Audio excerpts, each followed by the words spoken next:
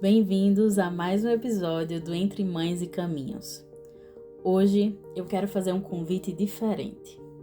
Um convite para olhar para você, não só para a mãe, mas para a mulher que existe antes, durante e além de todas as demandas da maternidade atípica.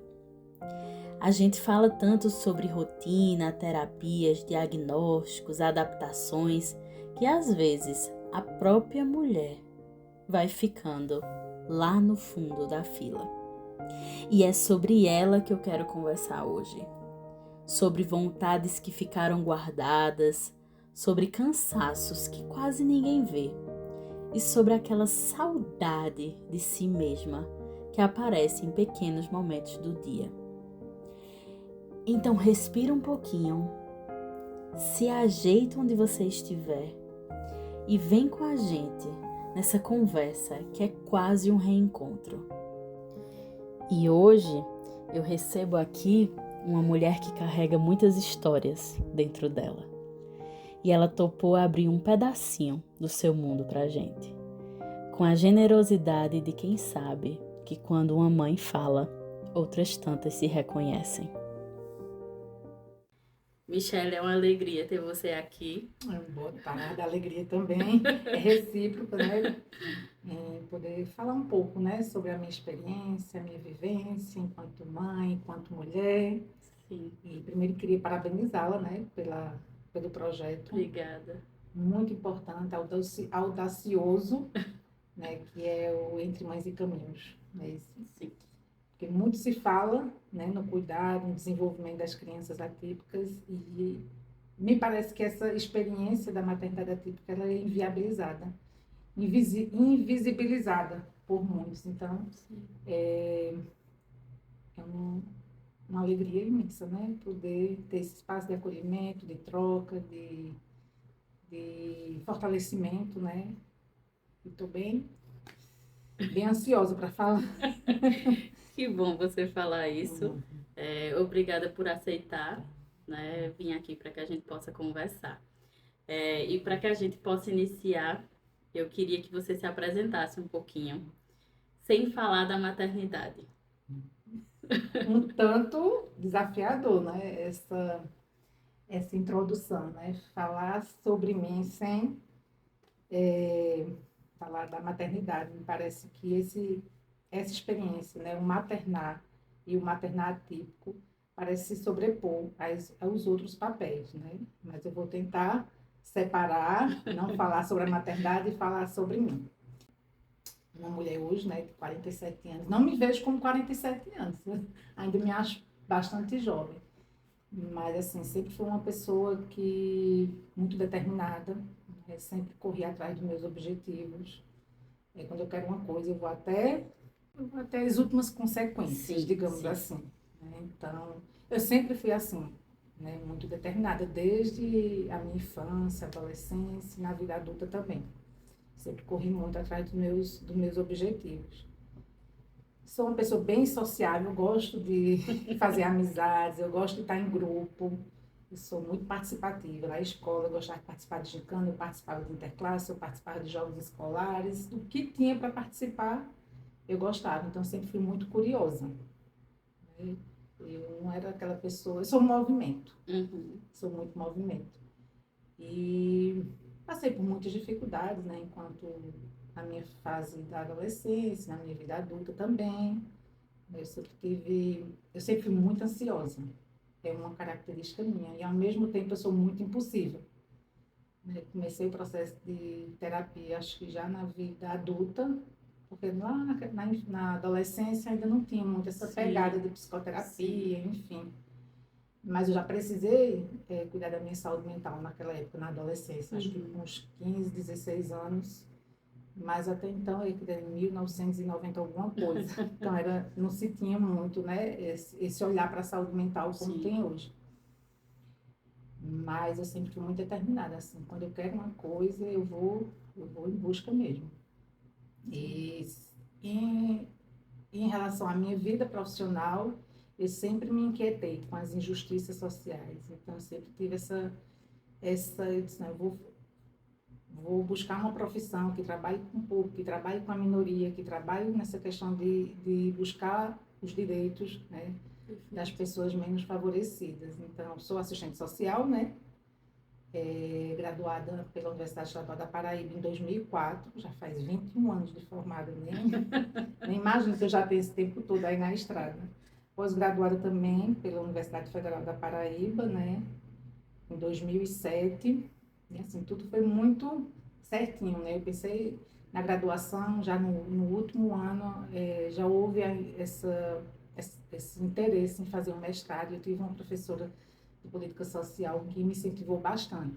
Eu achava o mestrado muito distante para mim, porque eu ainda estava no último ano da faculdade, finalzinho de 2013, no segundo semestre, e aí ela me instigou muito a fazer. Eu disse, não, então eu vou fazer.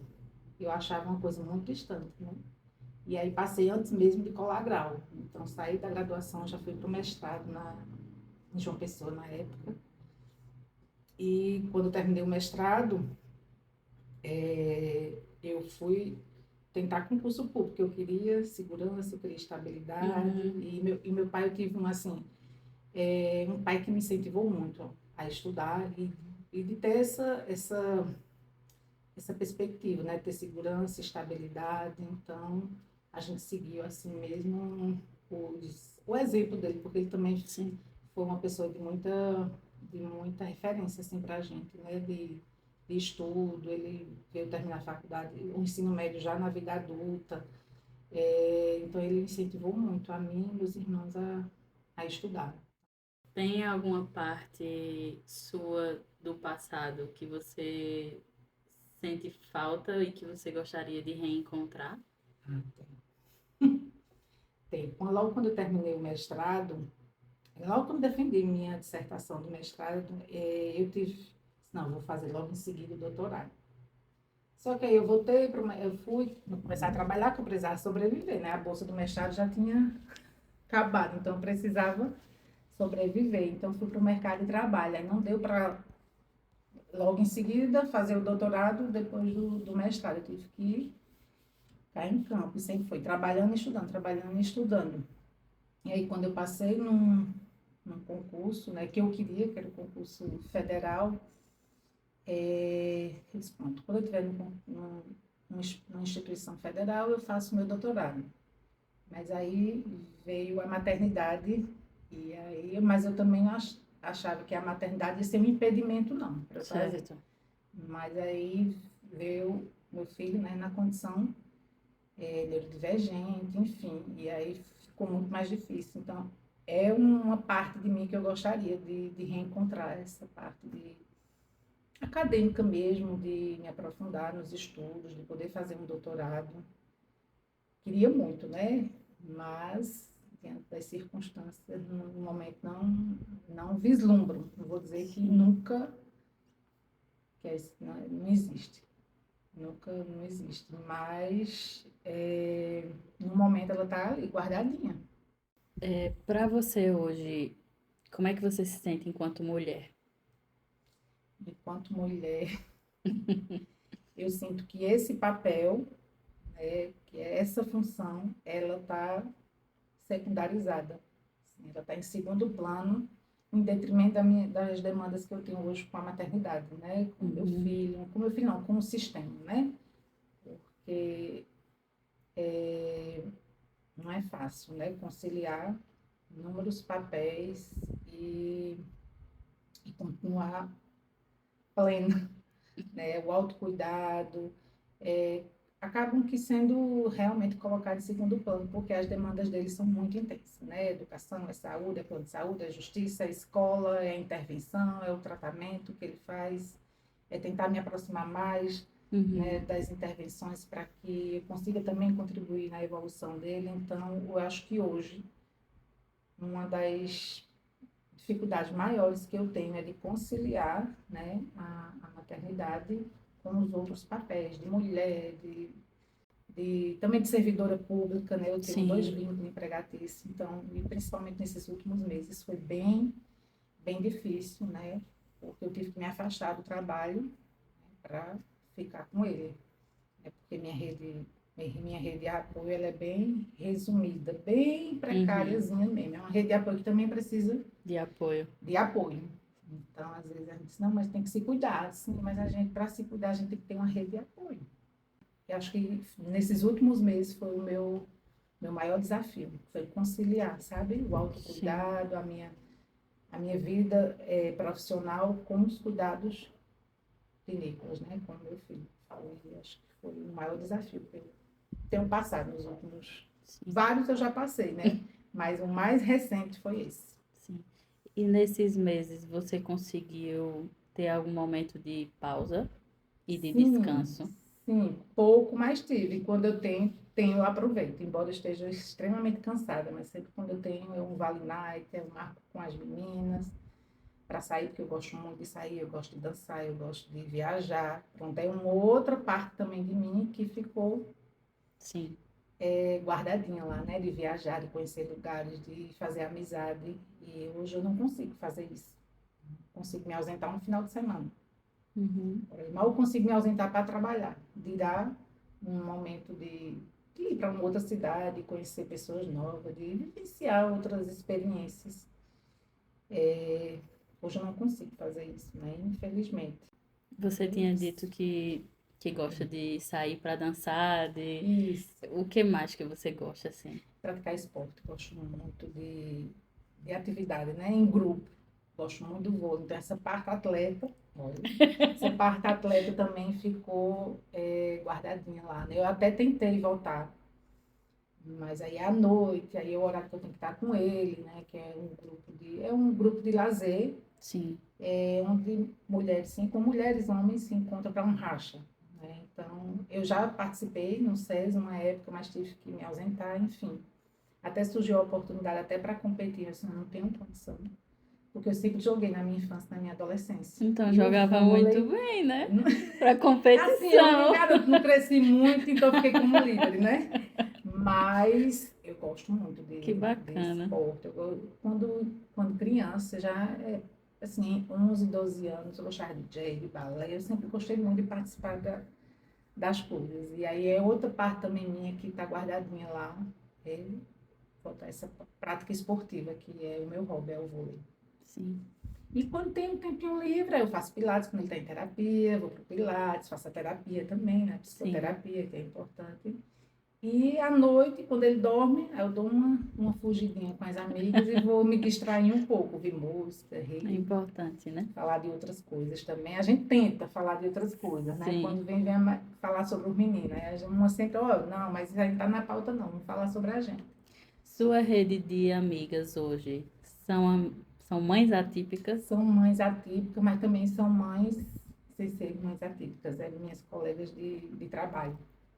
Se você pudesse mandar um recado para você mesma, de anos atrás, ou você de agora, enfim, você de alguma forma, o que é que você falaria? Eu falaria para desacelerar um pouco, porque eu sou muito ansiosa.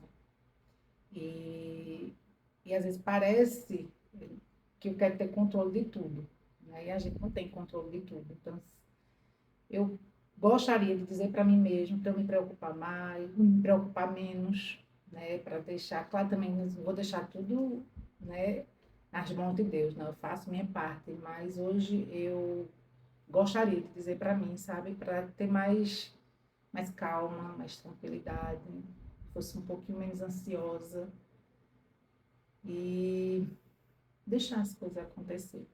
Mas fazer minha parte também. Mas eu me considero uma pessoa bem ansiosa, sabe? Bem impulsiva também. Então, eu gostaria de dar esse recado para mim, para eu ter mais tranquilidade. Sim. Embora não seja minha característica, né? Porque eu sou uma pessoa muito movimento, né? De querer ver as coisas acontecerem. E eu sou muito imediatista também. E as coisas têm seu tempo, né? O tempo de Deus não é o tempo da gente. Se você pudesse mandar alguma mensagem para alguma mãe, o que é que você A falaria? mãe atípica, né? Porque quando Sim. eu só consigo pensar nos meus pares, né? Porque é muito desafiador, assim, a maternidade atípica. é surreal, assim, não tem como outra pessoa que não vive em si imaginar. Sim, Né? E a gente se compreende, até na maternidade atípica, ela não é igual para todo mundo, sim, né? Ela tem vários atravessamentos, né? Então, por mais difícil que seja, né? Eu diria para a mãe, para se cuidar, né? De procurar esse autocuidado, se fortalecer emocionalmente, enfim, espiritualmente, emocionalmente, em todos os sentidos, né? sim, Para a gente poder cuidar do nosso bem mais precioso, que é o nosso filho. Não é fácil, né? Manter essa sanidade mental, manter a saúde em não, dia, né? Até porque os estudos mostram que a maternidade atípica, as mulheres, mães de crianças, né, de pessoas com deficiência, ela tem 3 vezes mais chance para desenvolver transtornos mentais, problemas cardíacos, né, até o câncer mesmo. Então, assim, a gente tem mais, como é que eu posso dizer assim, a gente é mais vulnerável, porque a vida, o cuidado com eles é muito intenso e a gente sabe que a rede de apoio não são todas que têm. E sim. a tarefa não é distribuída de forma equânime. Né? A gente acaba se sobrecarregando, ficando muita coisa sob nossa responsabilidade e isso adoece. Sabe? Então, eu diria para essas mães, para buscar, né? Seja qual for a rede de apoio. Às vezes não é família, mas é um grupo de apoio, né? Sim. São amigas que experimentam, né, as mesmas situações. Por isso, né, que eu comecei já elogiando esse seu projeto, né? Porque muito pouco se fala sobre essa Sim. maternidade, né? Eu digo tanto instituição pública como instituição privada também. A Uhum. gente muitas vezes é mais cobrada do que Sim, mesmo acolhida. sim. E a gente precisa também desse acolhimento, dessa escuta, né, qualificada, desse apoio. Foi muito bonito te ouvir falar sobre você, Muito né? Eu não obrigada. sabia sobre essa parte do Tá vôlei, vendo? sobre essa profissional para ir para campeonato. Então, quantas coisas a mais, né? Além de ser a mãe de Nicolas, quantas coisas a mais você tem. Muito obrigada por ter aberto, né? De ter Muitas vindo vezes eu falar também, eu digo, sobre. meu Deus, quer falar sobre mim. É um desafio, né? É um desafio muito grande, porque, como eu digo, é muito intensa a maternidade aqui. Ela é muito, muito intensa mesmo. Então, falar sobre a gente se reencontrar, né? Exige um esforço tremendo, né? E dizer que é importante a gente ver esse outro lado, né? Para Sim. se fortalecer enquanto mulher e poder continuar essa missão da gente tão desafiadora. Mas que bom que esse projeto, né, Entre Mães e Caminhos, traz essa oportunidade para a gente, né, para nós mulheres. Como você disse, a maternidade é diferente para cada mãe, né? Isso, Mas todas são mulheres, né? isso, São mães. isso, Então, pode ser diferente, mas o cuidado precisa acontecer, isso. né? Nem que seja aos pouquinhos e de alguma É, forma, né? isso. Não É, precisa parar 50, 1 hora para isso. fazer Fazer alguma algo que coisa, goste, né? mas é Pronto, o eu gosto de mínimo. assistir filme, eu gosto de assistir novela também, eu gosto de escutar música, eu gosto de dançar. Então, tem coisas prazerosas que dá para a gente ir fazer no nosso dia a dia para que a gente leve essa nossa. Continue nessa missão de uma forma mais leve. Né? E compartilhar também, né, com as amigas. Eu acho que trocar experiência também nos fortalece bastante. Sim. Bastante mesmo. Esses grupos, eles são fundamentais. E é aquela troca de eu tô passando por isso e eu sei que aquela mãe Isso, entende porque ela também já exato, passou por algo exatamente. parecido, A né? gente sabe exatamente porque a gente passa, a gente vivencia, né? Às vezes um olhar assim mesmo, é porque realmente a gente só sabe quem passa, né? Sim. A experiência não de uma mãe com um filho em nível de suporte é diferente de uma mãe com uma criança com nível de suporte 3, com outras condições, sem rede de apoio, sem poder aquisitivo, para proporcionar um tratamento é totalmente diferente. Então, são vários Sim. atravessamentos, né, na maternidade. São muitas questões que precisam ser consideradas e que, infelizmente, ainda o poder público, né, não tem políticas públicas efetivas para a Sim, saúde mental de uma sim. forma geral, né? E principalmente para as mães atípicas. Então, Um agradecimento especial novamente à Michele por ter compartilhado um pouco da sua história com todos nós. E para você que ouviu até aqui, eu espero que esse episódio tenha tocado algum cantinho do seu coração, que você consiga, mesmo nos dias mais difíceis, sabe, lembrar que existe uma mulher inteira aí dentro, com gostos, sonhos, limites e histórias que merecem cuidado.